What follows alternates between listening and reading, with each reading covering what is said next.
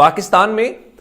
عام انتخابات کی تاریخ 8 فروری مقرر کی گئی ہے، لیکن 8 فروری کو لے کے بہت زیادہ خدشات ہیں، بہت زیادہ چیزیں ہیں. عدالتیں بے شک جو مرضی کہتی رہیں، لیکن گراؤنڈ کے اوپر جو صورتحال ہے وہ نظر آ رہی ہے. مثلا مثال کے طور پہ آپ کسی جگہ پہ بھی جائیں، آپ کو گراؤنڈ پہ کہیں الیکشن ایکٹیویٹی نظر نہیں آ رہی. اب اس کی کیا وجہ ہے وہ اپنی جگہ کے اوپر، لیکن جو سب سے بڑا خدشہ ہے وہ سیکیورٹی کا خدشہ ہے. اور اس حوالے سے فضل الرحمان جو ہیں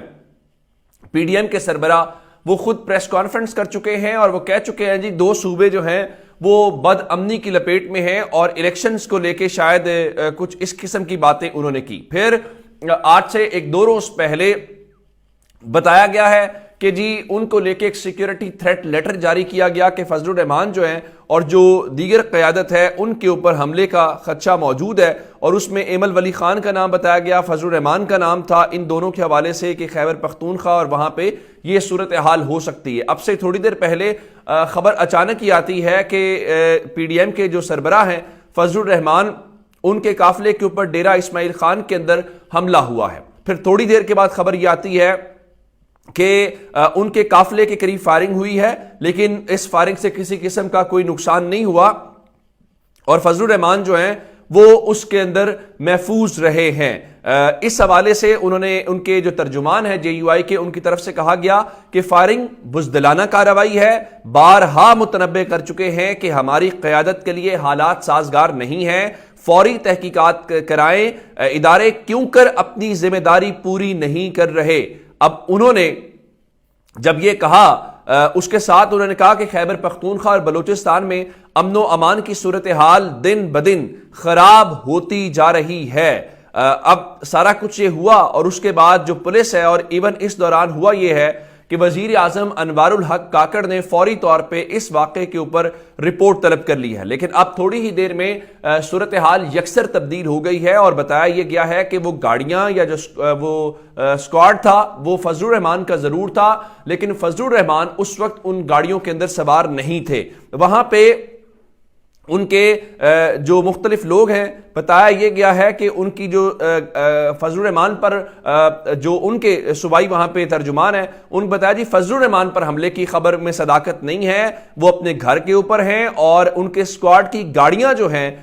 وہ پیٹرول ڈلوانے کے لیے گئی ہوئی تھی اور اس دوران ہوائی فائرنگ ہوئی. چونکہ وہ آج اپنے علاقے میں موجود تھے، ان کے بیٹے کا ایک ولیمہ اسلام آباد میں ہوا. دوسری خبر یہ تھی کہ آبائی علاقے کے اندر وہ ولیمہ کرنے جا رہے ہیں. دوسرا پھر یہ بھی خبر آئی کہ وہ الیکشن کیمپین کے لیے نکلے ہوئے تھے، تو ان کی جانب سے یہ ہوا. لیکن خیبر پختونخوا کی اس حوالے سے جو ان کی قیادت ہے، انہوں نے واضح انداز میں بتا دیا ہے کہ ان کے اوپر حملہ نہیں ہوا. لیکن دوسری جانب ایک اور جو اطلاعات ہیں وہ یہ ہیں کہ جناب جو عسکریت پسند ہیں، جو دہشت گرد ہیں، وہ پولیس کی ایک چیک پوسٹ کے اوپر حملہ کر رہے تھے اور فضل الرحمان کی گاڑیاں وہاں پہ گزر رہی تھی، تو وہ فائرنگ کی زد میں آ گئی ہیں. اور اس سلسلے میں جو ڈی آئی خان پولیس ہے، انہوں نے کسی بھی قسم کی تردید کی ہے اور وہ یہ کہہ رہے ہیں کہ ایک تو فضل الرحمان گاڑی میں موجود نہیں تھے، دوسرا ان کے اوپر حملے کے لے کے صداقت نہیں ہے. بالکل اللہ کرے ایسا ہی ہو اور تمام جو پاکستان کی سیاسی قیادت ہے وہ محفوظ رہے، کیونکہ ہم کوئی بھی سانحہ، کوئی بھی اس قسم کا واقعہ جو ہے وہ افورڈ نہیں کر سکتے. اللہ تعالیٰ خیر و عافیت کے ساتھ پاکستان کے اندر جو الیکشن کا پروسیس ہے اس کو مکمل کروائے،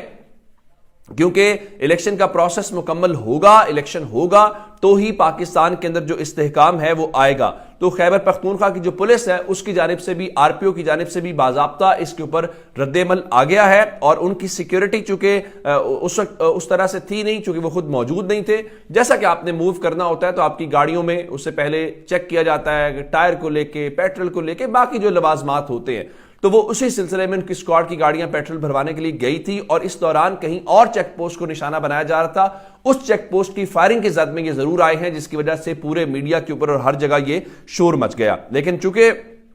پرسوں ترسوں ان کے اوپر حملے کو لے کے ایک تھریٹ لیٹر جاری کیا گیا تھا، تو اس تھریٹ لیٹر کے حوالے سے پہلے سے ہی چیزیں موجود تھی. اچھا، یہ تو واقعہ ہو گیا خیبر پختونخوا کا. اب آپ کو لے کے آتے ہیں پنجاب کے اندر. پنجاب کے اندر جو اس وقت 2 لوگ ہیں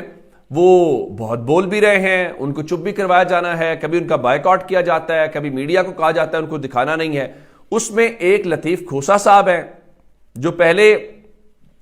پیپلز پارٹی میں شامل تھے، پھر پیپلز پارٹی والوں نے شاید خود ہی کہا کہ وہ اس میں شامل نہیں ہیں. تو وہ پاکستان تحریک انصاف کے اندر جو ہے وہ شامل ہو گئے۔ اب اس ساری صورتحال کے اندر جو دوسرا اعتزاز احسن صاحب ہے، اور اعتزاز احسن صاحب سٹل جو ہیں وہ پیپلز پارٹی کے اندر تو ہیں لیکن کھڑے لائن لگے ہوئے، کیسے کہ جو ذوالفقار علی بھٹو کا ریفرنس ہے اس کے اندر عدالت نے ان کو عدالتی معاون بنانا تھا، لیکن پاکستان پیپلز پارٹی کی جانب سے ان کو کہا گیا کہ آپ عدالتی معاون نہ بنے، جس کے بعد انہوں نے معذرت کر لی۔ اب خبر یہ ہے کہ لطیف کھوسہ صاحب کے چونکہ کاغذات نامزدگی جو ہیں وہ پاکستان تحریک انصاف کی جانب سے منظور بھی ہو گئے ہیں، چند روز پہلے ان کی بہو کو گرفتار کر لیا گیا، اور ان کا ہائی کورٹ کے پاس چیمبر ہے جو بڑا پرانا ہے، تو وہاں پہ کل بھی جو پولیس ایک ویڈیو سرکولیٹ کرتی ہوئی نظر آ رہی تھی، تو اب سے تھوڑی دیر پہلے اب لاہور کے اندر لطیف کھوسہ صاحب جو ہیں وہ ان کے نشانے کے اوپر آ گئے ہیں۔ وہ خبر سن لیں کہ خرم لطیف کھوسہ جو ہیں وہ وکیل بھی ہیں، اچھا یہ نہیں ہے کہ وہ کوئی ان کے بیٹے ہیں تو ویسے نہیں، وہ بھی وکیل ہیں اور ہائی کورٹ کے وکیل ہیں۔ ان کو لاہور کی پولیس نے گرفتار کر لیا ہے، اور سردار لطیف کھوسہ کے مطابق جو مزنگ کا تھانہ جو کہ ہائی کورٹ کے ساتھ لگتا ہے انہوں نے گرفتار کیا ہے، اور ان کو آفس کے قریب سے گرفتار کیا گیا ہے۔ اور لطیف کھوسہ صاحب یہ کہہ رہے ہیں کہ مجھے پاکستان تحریک انصاف کا حصہ ہونے کی وجہ سے نشانہ بنایا جا رہا ہے اور میں تھانہ مزنگ جا رہا ہوں۔ اس میں ایک بات بڑی اہم ہے، ٹھیک ہے،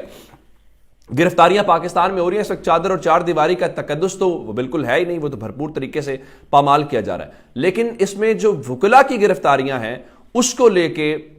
آج بھی سپریم کورٹ بار ایسوسی ایشن کا میسج تھا، چند روز پہلے بھی تھا، لیکن وکیلوں کو لے کے جو گرفتاریاں ہو رہی ہیں اور اس کے اوپر پاکستان کی جو بارز ہیں وہ ستو پی کے سو رہی ہیں، تو یہ ایک بہت ہی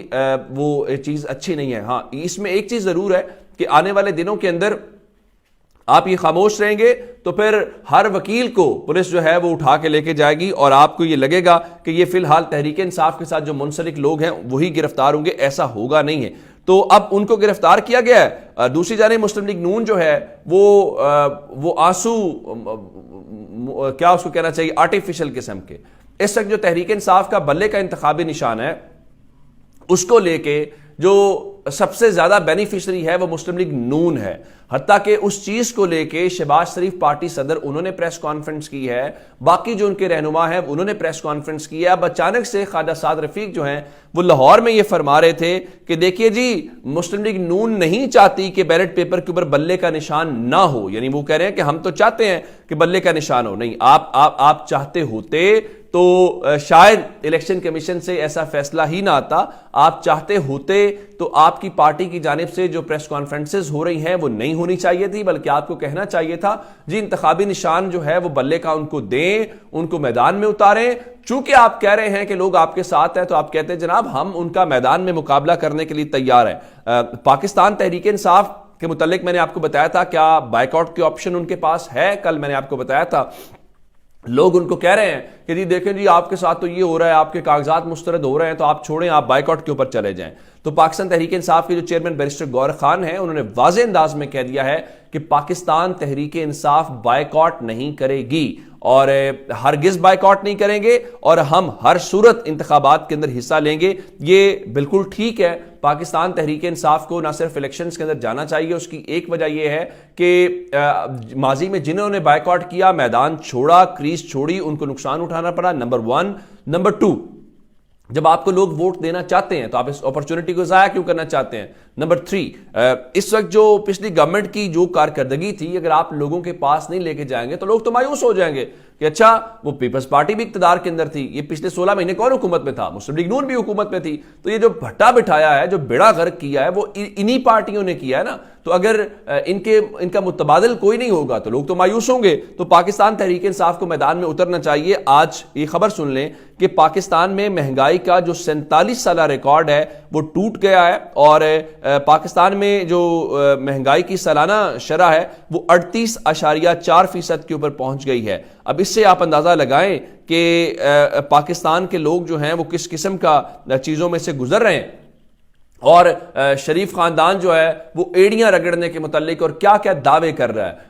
اس وقت مسلم لیگ نون جتنی ڈیفینسو ہے اور اپنے گھر میں بیٹھے ہوئے لوگوں سے رجوع بھی نہیں کر رہے۔ کل فاروق آباد میں جو جلسہ تھا میاں صاحب کا، آپ اس کی تمام ویڈیوز دیکھ لیں، آپ تمام تصاویر دیکھ لیں، وہ اس اینگل سے یا زوم کر کے اس طرح سے بنائی گئی ہیں جس میں تاثر یہ آئے کہ دیکھیں جی وہ تو کراؤڈ تو بھرا ہوا تھا، لیکن جو حال ہو رہا ہے میرے خیال سے وہ کسی حوالے سے نہیں. اور ابھی بھی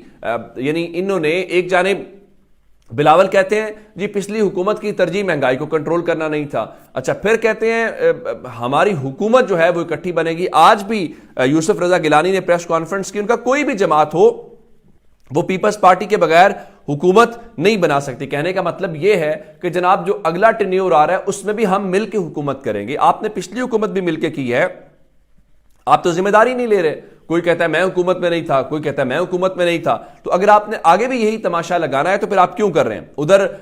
مسلم لیگ نون اور ایم کے ایم ہے, ان کے درمیان ڈیڈ لاک ہے. حلقہ NA-242 کراچی والا جہاں پہ شہباز شریف صاحب الیکشن لڑنا چاہتے ہیں, تو اس چیز کو لے کے اب ان کی ملاقاتیں تو ہو رہی ہیں, باقی سیٹ ایڈجسٹمنٹ ہو رہی ہے. لیکن NA-242 کے اندر مسلم لیگ نون کہتی ہے جی ہم نے وڈرا نہیں کرنا, ایم کے ایم کہتی ہے جی مصطفیٰ کمال جو ہیں وہ الیکشن لڑیں گے, وہ وڈرا نہیں کریں گے. تو اس قسم کی صورتحال بنی ہوئی. لیکن پاکستان کے لوگ بڑے سمجھدار ہیں اور وہ جانتے ہیں کیا ہو رہا ہے اور وہ بہتر فیصلہ کریں گے. اپنا بہت سارا خیال رکھیے گا. خدا حافظ.